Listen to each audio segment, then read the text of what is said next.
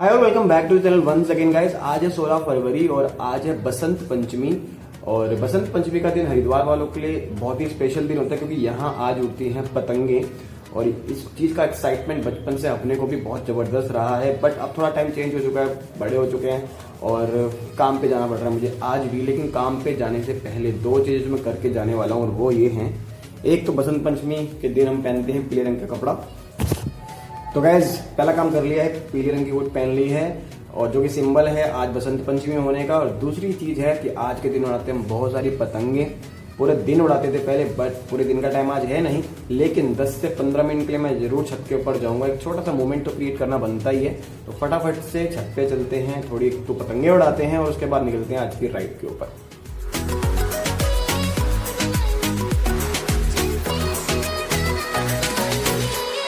जो पीले रंग की जो पतंग है, मतलब पूरी पीली नहीं है, लेकिन इस पीले रंग की पतंग के मिक्सचर वाले कलर की पतंग को आज मैं उड़ाने वाला हूँ फटाफट से।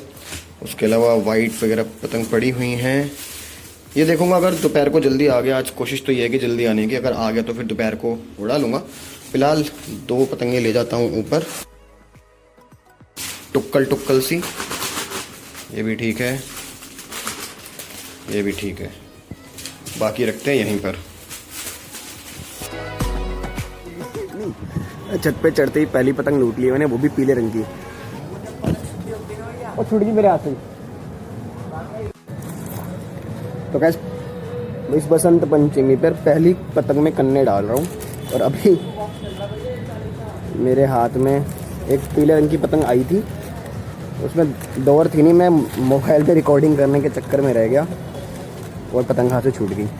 कोई बात नहीं, इस पतंग को फटाफट उड़ाते हैं, या तो काटते हैं, कटवाते हैं और फिर काम पे निकल जाते हैं।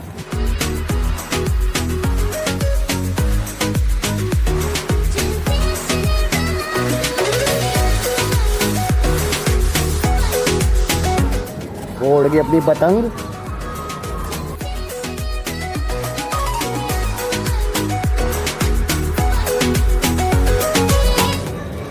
पहली पतंग तो वही कट गई, बेकार पतंग थी, मजा नहीं आया। मेरी भी गई, पीली उड़ाई थी। तो वैसे एक पतंग तो कट गई, अब एक और उड़ा रहा हूँ। शुरुआत अच्छी नहीं हुआ आज।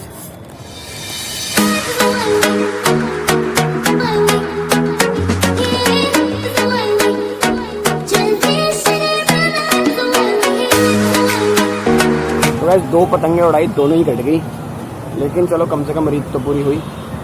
अभी तो सुबह सुबह का टाइम है, इतनी पतंगे उड़ नहीं रही हैं, पर थोड़ी देर बाद 8-9 बजे के बाद उड़ेंगी पतंगे। तब मैं 12-1 बजे करीब अपना काम वाम निपटा के फिर से आऊँगा। बट बाकी अब अपनी राइड शुरू करते हैं और देखते हैं सड़क पर क्या नहीं है। सो गाइस, घर से निकल के सीधा मैं पहुंच गया हूं नेपाली फॉर्म पर, और ये वीडियो मैं बना रहा हूं स्पेशल। एक डिमांड आई थी, वो प्रवेश चौधरी जी की डिमांड आई थी कि एक शामपुर फाटक के लिए मैं वीडियो बना दूं।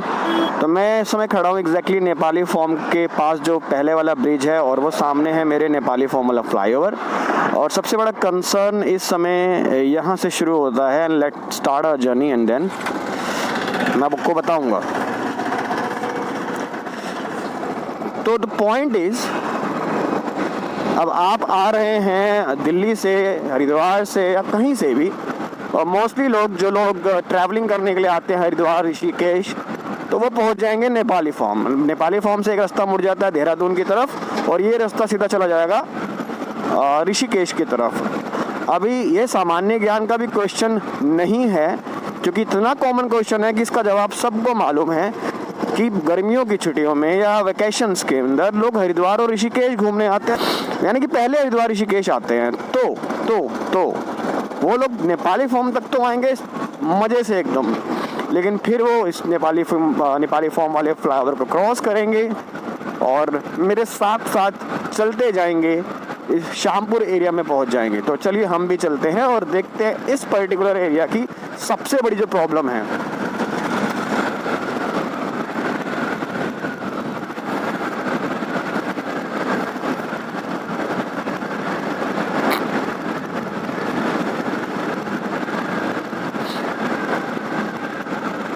और आज एक कुंभ का एक और स्नान है, बसंत पंचमी का स्नान भी है आज, तो हरिद्वार में वैसे भी भीड़ है।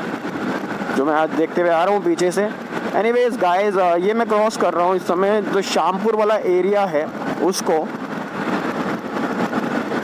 तो जो समस्या है वो हमारे से लगभग शायद 1.5 किलोमीटर दूर होगी यहाँ से। तो धीरे धीरे उस समस्या की तरफ बढ़ते हैं और उसके बारे में बात करते हैं। मेरा ये कोई कंसर्न नहीं है, मैं तो पिछले 3-4 साल से ट्रैवल कर रहा हूँ और जैसी रोड मिलती है हम तो उस हिसाब से अपने आप को ढाल लेते हैं। आज से बहुत साल पहले जब उम्मीद की थी कि हरिद्वार में हाईवे बनेगा, जब उसको बनते बनते 10 साल निकल गए ना, अब पड़ गई है हमें आदत। तो किसी से कोई डिमांड नहीं है बने ना बने, लेकिन जिन लोगों की डिमांड है वो इस वीडियो के थ्रू डिमांड कर सकते हैं। मैं एक वीडियो बना के डाल देता हूँ कि भाई साहब, इस शामपुर वाले फाटक की क्या गलती थी कि आपने पूरा हाईवे तो 4 लेन बना दिया, लेकिन इस शामपुर वाले फाटक को ऐसे ही छोड़ दिया। आपने ऋषिकेश के अंदर वर्ल्ड क्लास हाई एंड एक स्टेशन, रेलवे स्टेशन बना दिया, लेकिन उस फाटक को बिल्कुल सड़क के ऊपर छोड़ दिया। तो यार ये सबसे बड़ी एक प्रॉब्लम हो गई है यहाँ पे। अब ये जो फाटक है ये एग्जैक्टली शामपुर एरिया में पड़ता है ये। तो एक तो ये सिंगल, सबसे बड़ी बात सिंगल नहीं मतलब डबल लेन है, तो वैसे भी यहाँ से ट्रैफिक निकलने में दिक्कत होती ही है। और दूसरा, अब ये बीच में बोटल नेक बन गया है, मतलब क्या बोलते हैं उसको, गले की हड्डी। तो गले की हड्डी इसलिए बन गया है क्योंकि इसके दोनों तरफ हाईवे जो है ना वो है चौड़ा, ठीक है, मतलब नेपाली फॉर्म तक ऑलमोस्ट 4 लेन, और इस फाटक को क्रॉस करने के बाद भी लगभग हाईवे क्लीन है थोड़ा आगे तक, क्योंकि यहाँ से भी ऋषिकेश जाने के 2 रास्ते हैं। मैं भी आपको आगे जाके एक बार दिखा देता हूँ। ऑफ कोर्स लोकल लोगों को अच्छी तरह मालूम होगा, लेकिन जो लोग बाहर से देखते हैं थोड़े बहुत लोग वीडियो, तो उनको भी एक आइडिया हो जाएगा कि अगर आप दिल्ली से ऋषिकेश आ रहे हैं, हरियाणा से ऋषिकेश आ रहे हैं, तो समस्याएं अभी टली नहीं हैं।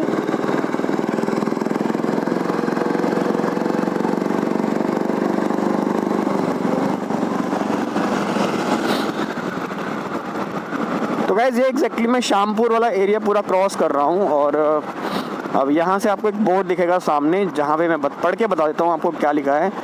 यहाँ से अगर आपको गंगोत्री यमुनोत्री जाना है तो आगे से आपको लेफ़्ट टर्न लेना होगा। बद्रीनाथ जाना है, केदारनाथ जाना है तो लेफ़्ट टर्न लेना होगा, और ऋषिकेश शहर जाना है तो आपको सीधा जाना होगा। और ये बात मैं आपको सामने जाके बताता हूँ। मैं इस समय शामपुर चौकी यानी कि शामपुर पुलिस चौकी के पास पहुँच रहा हूँ, और यहाँ से मेरे पास 2 ऑप्शन है ऋषिकेश जाने के लिए।